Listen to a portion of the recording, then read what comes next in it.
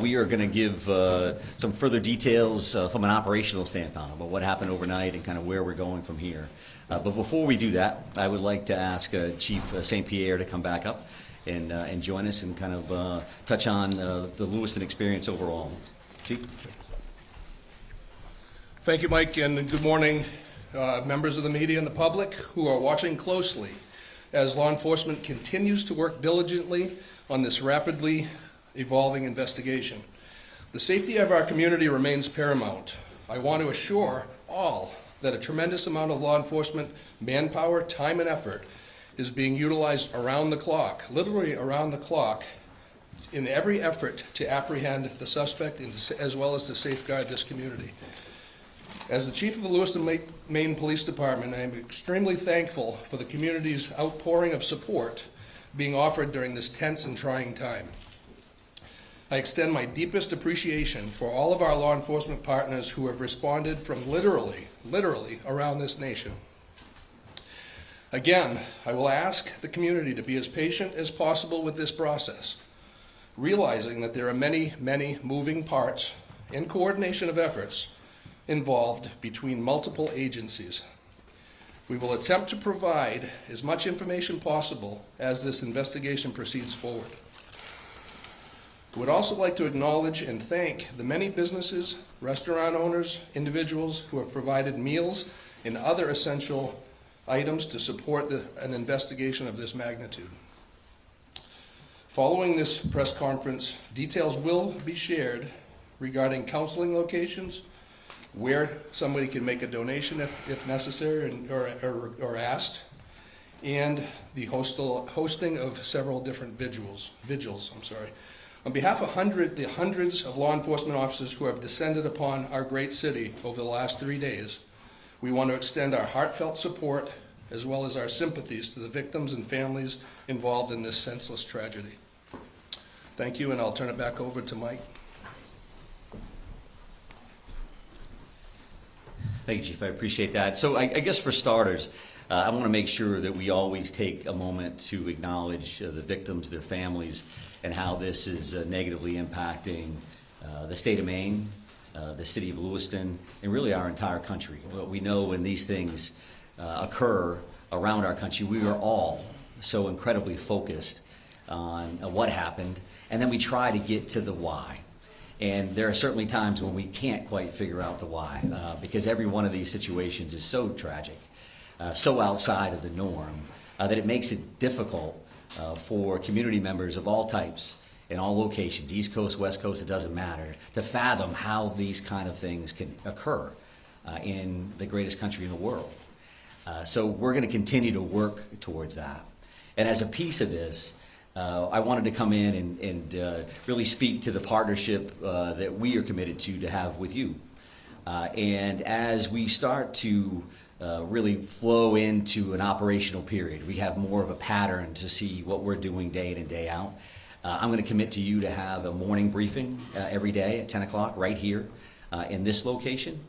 As you can imagine, some of those briefings may be longer than others, but I want you to know that you're going to see us in the morning.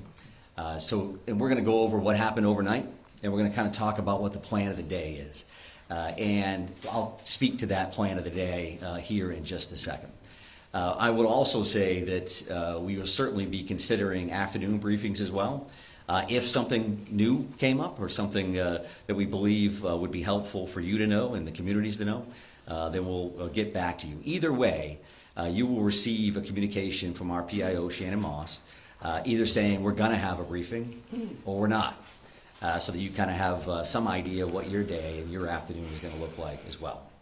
So I would also say that these daily briefings, as you can imagine, will be more operational in nature, that our families, our communities, our loved ones are always going to be in the forefront of our mind and certainly in our hearts. But we do want to talk to you about this is what we're going to do, this is what we did, because I know that's incredibly important to you.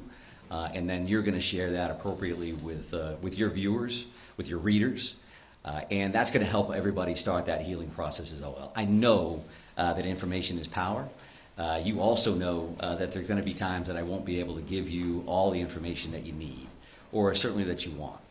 And that won't be done because we're just not going to tell them. That's going to be done because from an operational standpoint or a tactical standpoint, there are safety concerns that I have for our first responders and that we all have for our community members. So please keep that in mind. I will go back to like a Q&A kind of a period. We want to allow that opportunity, and we're going to try to do the best we can. But if in my mind the math starts leading to, well, I'm going to get asked 10 questions and I can't answer 9 of them, then maybe that's counterproductive to a certain extent. So we're going to try to front load as much information as we can, again, with these particular sessions. So that is kind of the plan moving forward. And to speak to today's briefing in particular, I would tell you that the overnight hours, and we are on 24/7, and we will be, until the suspect in this case, again, is brought to justice. So overnight, our officers, our investigators, and that's investigating, and I say our, I'm talking about local, county, state, federal, all of our partners, been continuing to work 530 plus tips and leads that have come in from the general public, from a number of communities, a number of different relationships. And as you can imagine, those vary greatly, depending on that individual's knowledge of what happened and what they want us to do about that. So we're continuing to check those things off the list as we go. We're also continuing to do searches at the 2 primary venues here, the one being Schmenchi's Bar and Grill, and the second being the Spare Time Bowling Alley. I will tell you that it's going to be easy to think, well, how come, what's taking them so long to work these scenes, right? And because everything we watch gets solved in an hour, and it's all taken care of. But in order for us to do our jobs, to be professional about what we do, be respectful of the victims and the families that we're working with, in the process within which we work, we have to take our time. We're going to be processing every square inch of these facilities. Not only do you have the victims in question, but every one of those rounds that got fired need to be investigated. Every one of those cartridges that lays on the ground needs to be collected. The vehicles that are in those parking lots, everything that we do around this, we need to be careful, we need to be professional, and that's what we're committed to do. So I would expect that we're still days away from completing those particular investigations, those particular crime scenes. So you'll continue to see us at those locations without question. And because of that, there are also affidavits, and affidavits are essentially the first step in a search warrant or an arrest warrant or whatever that looks like. So we're continuing to draft affidavits ultimately for search warrants around any kind of digital media that we're hoping to attain or investigate. That could be phones, that could be computers, that could be video from any location. So our officers, our investigators continue to work on that material. And so that's a lot of that stuff overnight, as well as using that 3 o'clock, that 4 o'clock in the morning, using that time frame to kind of plan out what the next day is going to look like. So we've trying to get some people rotated through for operational periods. We're going to get them some rest. Now let's plan what the next day is going to look like. We have a morning briefing, which kind of kicks off and says, this is what's going to happen. We need a team to go do this. We need a team to go do that. This is who our team leads are. This is the process. And then we let those folks loose to go do the good work. And we're going to try to share some of that information with you. So as we discuss that, and we have some maps and some other additional information up here with us right now. I will talk about a couple of these locations here to the best of my ability. Obviously, there's a lot of us here, and this isn't ideal as far as these maps go. But if you look at this boat launch overview as an example, this dot here is that Lisbon boat launch area that we've discussed. That's where the suspect's vehicle was located ultimately, that white Subaru station wagon. And I will also say that we'll have these 3 primary maps, but this QR code here, and whether you can get it from your seats or come up after the fact, will give the digital version of those so you have those readily available. You certainly understand how all of that works. So we talk about that boat launch area, and that particular location is 501 Lisbon Street. Pejebscott Landing. Pejebscott Landing is at this location. I believe we have some of our friends from the media that are out in that area now. And what will happen in this general location today? is that we will be putting divers in the water along that Androscoggin River, which you see here. And that's going to look like a couple of different things. So the very first thing that you're going to see out there is you're going to see some air resources that will fly over this particular area. And they're looking to see what can we clear from the air. Do I have to put divers in that particular area, or can I tell from the top, based on the current and how muddy the water is and all those other things, can I see to the very bottom here? So that's going to start this entire process. Then there's going to be some screening and some divers that are actually in the water that may start on this side by the boat launch and will continue on this side. I would envision at some point that we'll be moving over to these particular locations here for ground searches as well. So that's gonna look like a bunch of different things. So they could be dragging a diver behind them, literally, while that diver is checking for evidence, checking for potential bodies. And I would also say that while this is going to look like a major focus today with a lot of people, we have a lot of other irons in the fire. So I'm not here saying that the suspect, we know the suspect is in the water and this is what we're doing. What I'm telling you is you're going to see a lot of activity here, and I'm going to tell you that in advance. We've got nothing to hide in that regard at all. So then you're going to have some sonar as well that's going to be utilized here. And that can look like a couple of different things. A remote operating vehicle, an ROV, is divers could use that. And that will look like a pod under the water. And that is looking for sonar, so picking up shadows, if you will, of what does that look like? Could be a log, could be anything under there. And our divers, that dive team, and that, when I say, again, our divers, that's going to be teams from all over the place. Our Maine Warden Service is heavily involved in this. We work with them all the time. The Maine State Police dive team will be in the water and will be leading this initiative. So that's what we'll see here with a couple of different kinds of sonar. And then along the shoreline, you're going to see a line search, if you will. That means literally officers on line as they're working that shoreline. And of course, they're looking for evidence. They're looking for anything that may help them down the road. Now, I say you'll see this because for us, we want to make sure that we're working with you. So there is a church parking lot across the road here. And there's also some parking available on this side of the road. Mark Laddie, who is the PIO from the Maine Warden Service, and some officers will be in this area to assist. So if you decide that you want to go to that location to pick up video and see what they're up to, then I think there's some parking opportunities here. This 196 can be busy. This area here happens to be pretty low speed. At least that's what the speed limit is. So we're going to be around there to try to keep that as safe as possible. But we want you to be mindful that we may ask you not to stand on a railroad trestle, or we want you to get your coverage. We want to be partners with you. However, you're not going to be able to have full access to that site. I think that's common sense. And we want to make sure that you can do your jobs and we can help you facilitate that. So you're going to see a bunch of people in that area, that 531 Lisbon Road.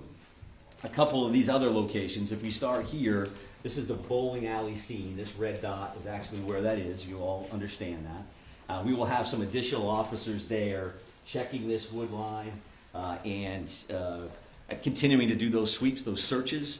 There was a lot of shots fired in these locations. We want to make sure we have all the evidence humanly possible. And then this is far from ideal, considering it's directly behind the podium. But this is... Can we do that? We're jammed in here with the wall. Yeah, we may lean towards that QR code. If you can't see that, I apologize. We'll have to take a look at this particular option in the future if this works for us. But the bar and grill here, there is a red dot, and you can see some wood line around that. Each one of these locations is going to have lots of police officers there, as you imagine. A piece of all of these things will have a QRF, or a quick reaction force. So we're going to maintain security here because clearly, as you realize, the suspect in this case is not in custody. That continues to be our focus. And I think if you look at these two things, we have an investigative bucket with a great deal of resources that are investigating the crime, what occurred. And there's clearly an apprehension team here with a lot of folks that are involved in that. And of course, they're going to intermingle. That's a given. But I think in this scenario, I want you to keep those two things in mind. Because even though we're going to be active with this search and the investigative side, always in our mind, we're going to be looking for the suspect and making sure that the people that are involved in these various searches, to include yourselves, are safe. So that is clearly another focus that we have in mind.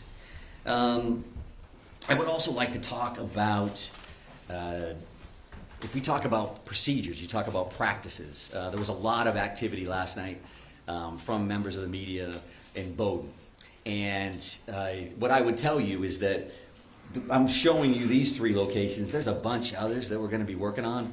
And that's not, so we don't have 50 maps up here. We're just going to be working on other locations. And that's not meant to be secretive. That's just to tell you that we're going to be all over the place. That's not saying that we know that the individual is in this house, or we know the individual is in that house, or they're in that swath of land, this acreage. That's not what we're doing. But we do look at all these situations as if the individual could be in there. And if that's the case, you'll see tactical teams at some point. A lot of folks are just dressed in a more casual manner, or a BDU, or battle dress uniform, just because they're going to be out in the woods and they're going to be out crawling around. So that doesn't mean, just because we're making announcements on over a PA system, that the individual is in there and we have an armed standoff and there are police swarming. There's just a lot of resources that it takes to work these scenes, right? I mean, I think that part of it, again, is common sense. And we want to be as forthright as we can around that as well. We won't be able to say every time we're hitting a location, hey, we're going to be at this spot, and because it's just not practical, and it's not safe for a lot of folks. So if you hear announcements in PA systems, as an example, a piece of that is us just giving notification that, yes, in fact, we are the police. We are going to be knocking on this door. We would like you to come out if you're in there. Some of that is case law oriented. Some of that is best practice. And some of that's just standard operating procedures from our end. So keep that in mind. If you have a question, you can certainly reach out to Shannon Moss. Many of you have, and if we can answer it, we will. It may not be immediate, but we're going to do the best we can to do that. And I think we'll be better at that, again, as we kind of get into this flow. Now we know what we're working with. It's starting to settle in as much as a tragedy like this can. And again, we want to be good partners with you across the board. So let me just take a look and make sure I've covered everything that I wanted to cover. I would also say that this is a big deal here, this particular link, and Shannon will be sending that out through her media list. So this is a digital tip line. And what a digital tip line would mean is anybody, yourselves included for whatever reason, if you've got a photo, if you've got a video of what happened, or something that you think is evidentiary in nature, you think that it would be valuable for us to have, you can upload that information through that link. And that link stems from best practice in other communities where tragedies like this have occurred, that a lot of people have a lot of information. Where does it go? Maybe this is the key. I don't think they know that. Or they probably do know that. 75 other people sent it to them. Send it to us anyway. And we want to see that information. So that's pictures, that's video, that's any of that kind of material to that particular link. And again, the QR code is something that we already talked about from a mapping perspective. I would say that our ongoing victim services efforts, that is something that we're working with victims' families, the community as a whole, and we are working with families that have currently been notified. We're continuing to identify victims in this case, and as those occur, additional resources will be available to the general community. I would say, again, as a little bit of a reminder, some searches you may see, well, why does that search have an armored vehicle involved, and then they're walking along the river, shoulder to shoulder. Some of those are going to be tactical ground searches versus just a kind of standard line search or grid search. The Maine Warden Service do this stuff all the time. They're incredible, searching for people, and incredibly valuable for us as it kind of expands out to evidence in many of these circumstances. We do clearly continue to have air assets, whether that's helicopters or planes, just because they're involved. Again, as we mentioned here, right? That's going to be an overview. They're just flying over that site. It may be hovered someplace else. Is that because we found the suspect? That's not a guarantee that that's the case at all. I would also tell you probably new information. Initially, that first night, we had 70-ish or so witnesses. The FBI has been incredibly helpful with things that may sound as simple as you've got to transcribe 70-plus witness statements. They're bringing a lot of resources to play, and so we're continuing to do a lot of that work behind the scenes as well. I think that the shelter-in-place order, right, that's currently in place for Lewiston, Auburn, Lisbon, and Bowdoin. When you hear the names of those communities, obviously you know that a lot of our focus, a lot of what occurred in those communities, whether it's Bowdoin because that's where the suspect's house was, Lisbon where the car was located, or Lewiston, Auburn, some conversation earlier about Auburn locations, and Lewiston where the focus of those first two tragic active shooter situations occurred. That's an ongoing conversation that we'll have every minute of every day. Does it make sense that those orders are still in place? And can we relax those, change those? They have not been changed in any way at this point. But we realize that we want to keep our community safe. So that's again, the forefront of our minds. But we know that a shelter-in-place order in general, similar to orders around COVID, can have some negative impacts on families and going to school and businesses and all those other things. So we have that in our mind. There is that pluses and minuses chart that's just kind of active as we kind of work through this thing. So know that we are actively thinking about that. And truth be told, working with, specifically right here in Lewiston, working with our officials, working with Chief St. Pierre, working with the mayor and others, having conversations about what does that mean? And what is that going to look like this afternoon, tomorrow, and in moving forward. So I think that's enough sharing from my end. That's a lot of information to overload you with there. I would want to come back, however, to say that there's a lot of stuff going on here, but what matters to us, again, is the safety of our communities, the safety of our residents. We care about each and every one of them, as you do, and we're going to continue to fight on their behalf to bring this individual to justice, because we know that that has an impact on starting that healing process. It's not a slam dunk. It's not, when we got them, now everybody's better. This is going to take a while. Right? It's going to take a while for communities to work through. It's going to take forever for families to work through. You lose somebody that you love. That's a big, big deal. So I don't want to get lost in the minutia of this is what we're doing and this is a map and it's a QR code. It always comes back to this other stuff for us. So again, we're going to try the Q&A deal and see where we go. Go ahead, right here. There were reports that you all found a note at his home. Do you know the contents of the note, and can you share that? Yeah, so we've heard the same thing, and there was a note at one of these residences. I'm not prepared to really talk about what that included. And I think that's probably, again, a common sense answer because that does involve, is there a mindset here? Is there a motive? What did that entail? So we'll definitely continue to work on that, and when we can release it, we certainly will. Sir. Right here, sir. Commissioner, so in reference specifically to what's behind you and what's going on at the river, is there any information that you have that's leading you in the direction that he may have killed himself and his body is in there, or is it just one of the possibilities?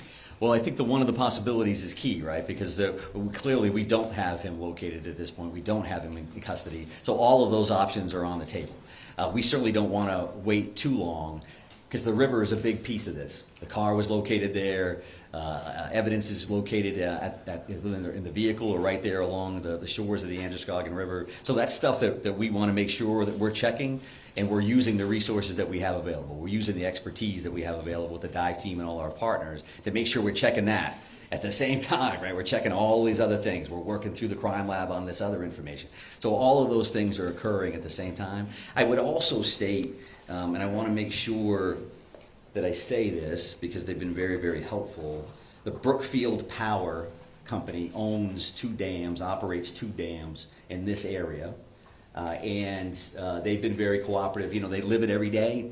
So as an example, one of the things that we're doing, the river currently runs at like 8,500 cubic square feet per second. And when they tighten the dam tools down, they actually lower that down to like 5,500 cubic feet, right? Does that mean anything to you? What it means to us is that that current, if we can slow that current down, we can lower the amount of water in the river. It's certainly easier for us to work. It's easier for our divers to see in clearer water than muddier water. If it's a foot lower than it was before, it's easier for us to work. And there's different searches, obviously, but unfortunately, people lose their lives in bodies of water on a regular basis. So this is something that we're trying to dial in. But yes, sir, right here. Yep. Deer hunting starts tomorrow. Yeah, it sure does. Yep. Yeah. Can you address that? Yeah, sure. So I had conversations with Commissioner Camuso, Inland Fisheries and Wildlife. Judy's great. We are having those conversations. I would expect to hear more about that later in the day. It's a big deal in Maine. It may not be a big deal for a lot of people from other communities, but we know what that's going to look like. We also know we're in the woods. You know, if you just happen to be in the woods, minding your own business, going for a walk, that's going to make us a little concerned, right? So it's definitely a good question. It's something that we're actively working on. Right here, sir. You talk about this tremendous amount of assets here Yep. and the search for him. Can you talk about the pressure you guys are feeling to find him, to give this community some sense of answers as this enters its third day? Yeah, sure. I think, you know, pressure is one way to put it. I mean, we're concerned about the victims, their families, and our communities. I'm concerned every day, 24/7, 365, at this point for 30 years. That's why I got into this business. We do want to help people. We do want to make them safe. Making them safe and making them feel safe may not necessarily be the same thing either, right? Because I think our law enforcement partners, our first responders around the state, everybody is dialed in. They do that all day, every day. This is clearly a completely different animal. So for us, we want to make sure that we bring this individual to custody. But we got to do it right. We got to do it the safe way. Don't want to see anybody else get hurt, certainly our people and our community members. So we want to make sure that we do that right. We're not going to be rushed, but we're running right on that level, that we're going to work as hard as we can, as fast as we can, with as many resources as we can to try to bring some kind of closure. Sir? Right here, ma'am. Right here, ma'am. We understand that the family is being cooperative. What are they telling you? Oh, I think whether you see the 530 tips and leads overall, I think we're seeing a lot of cooperation across the board. I'm not going to speak to anybody in particular, but I think there's a lot of cooperation. There's a lot of compassion here. There's empathy that people understand what happened here, not only to the victims, but again to the state and to our country. So people are coming forward. They are participating in the process, and that's just the nature of the beast. But I'm not sure I answered it. So go ahead and follow Yeah, up. I'm so sorry. That's okay. Specifically the family of the suspect. We understand Yep. they are cooperating. What are they telling you, and how are they helping you in the investigation? Yeah, so I won't speak, again, specifically to what anybody said one way or the other, but we do appreciate everybody's cooperation, because we know that this is difficult for everybody. No matter how you could be the neighbor of somebody. This is tough for people to digest and understand and to try to work through. So right here, sir, right here. Thank you very much, sir. Yep. Specifically warning, forget about information. Families told multiple news outlets there were warnings provided to law enforcement. Which agencies received those warnings, and did you think at any point that it might warrant a yellow flag pursuit? Well, I'm heavily involved in the yellow flag conversation overall, but the reality for today is I'm not going to talk specifically about who knew what and when. We're still actively involved in a very dynamic situation here, and we're focused on an individual that currently has 8 warrants out for murder. We're trying to figure that part out, trying to bring him into justice, as well as investigate this crime. There will be a time. Can you confirm the warning, though? Can you confirm warnings were issued to I law cannot. Well, yesterday, yesterday, Sir, right here. yesterday, the Senator Collins said that the yellow flag law should have been enforced in this situation. So as you stand here today, what is your response to that? And also, as you stand here today, was law enforcement notified of the threats that he was making, of his condition? Were they aware of it, and what steps were taken to investigate that? Yeah, I appreciate the question, and Senator Collins is great.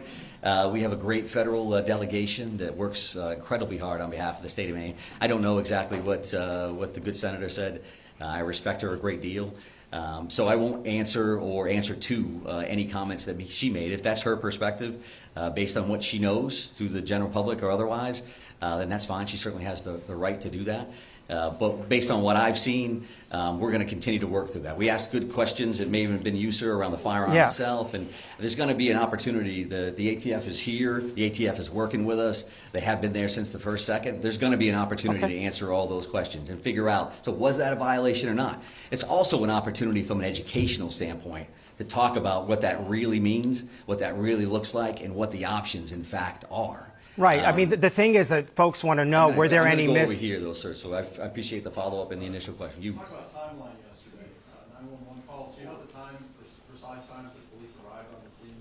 arrived, no. It was 6:56 for the initial call, and then 7:08 for the second call, multiple calls for each location.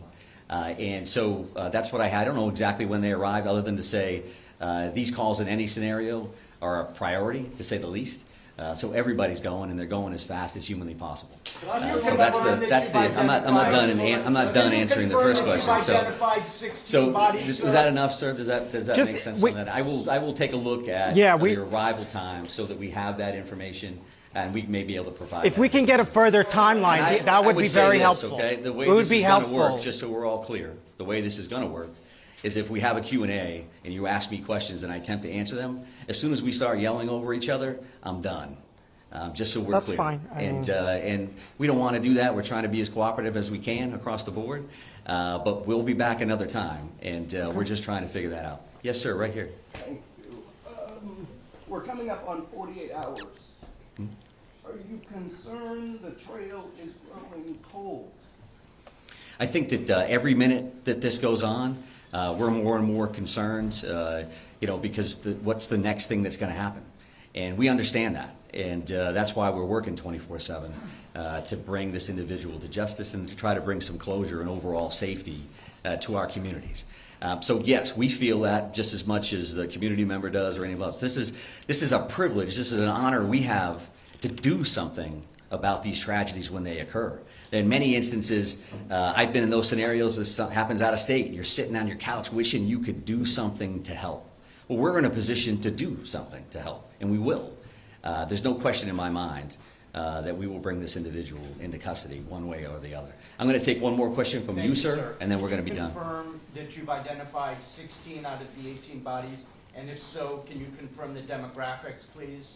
Yeah, and I think that that may be a question, the specifics may be a question for a future briefing. We have identified and notified the families of 8 of the 18 fatalities that were involved in this incident. We mentioned those 8 murder warrants, and the reason why we have 18 victims, we only have 8 of those warrants. That's because 8 of those people have been identified, and 8 of those people, the families, have been notified, which is certainly key for us to make sure we get that right. But further demographics around it. The colonel gave gender yesterday, and we'll take a look at ages and some other information. I'd like to be able to. Number is inaccurate. So I'd like to be able to honor the group of victims by talking about them in a specific session that I would view coming shortly. 8 of the 18 have been identified and notified, not 16, and I don't know where that came from. So thank you very much. I do appreciate it. We will see you again along the way. Thank you. Thank you. Hold still, everyone. Come on, go. Kevin.